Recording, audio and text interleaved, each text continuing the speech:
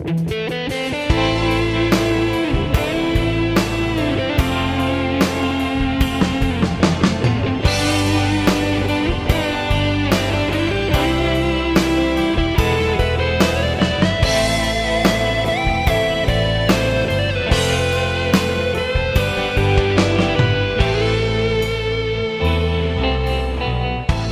วนในกอมันจะมาสนใจสั่งเปขึ้นคนวนเปอยากใจไม่วันเปลีใจเมื่อเลี้ยวในโปรใจใจปอตียองเยาอันปนในกอ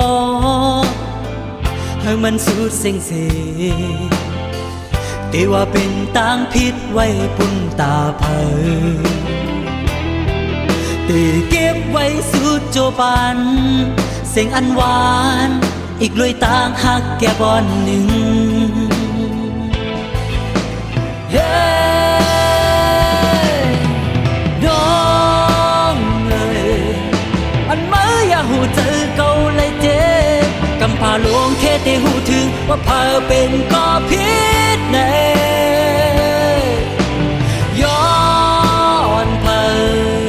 อันเจ็บล้นเลือเจอถึงตีอำเยินคุยออกแน่เกะกะอกเจอว่าเพอเป็นก่อเห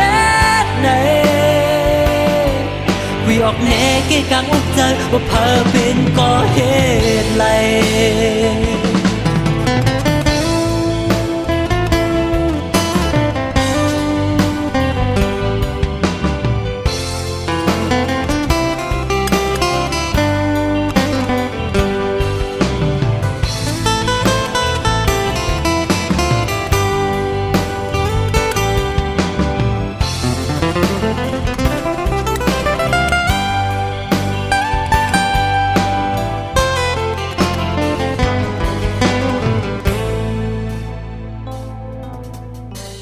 อำวนในกอมันจะมาสนใจสั่งเปขึ้นคนวนเปอยากใจไม่วันเปลีใจเมื่อเลี้ยวใน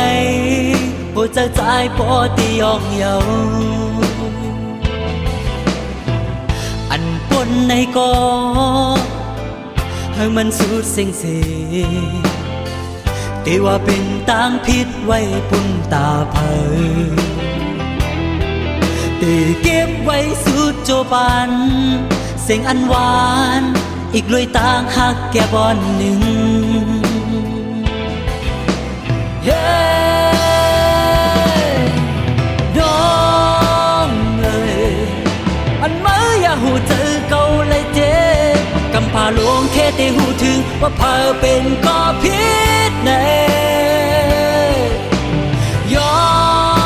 นเพออันเจ็บล้นเลือเจอถึงตีอำเยินคุยออกแน่เกะกะอกเจอว่าเพอเป็นก่อเหตุในคุยออกแน่เกะกะอกเจอว่าเพอเป็นก่อเหตุไร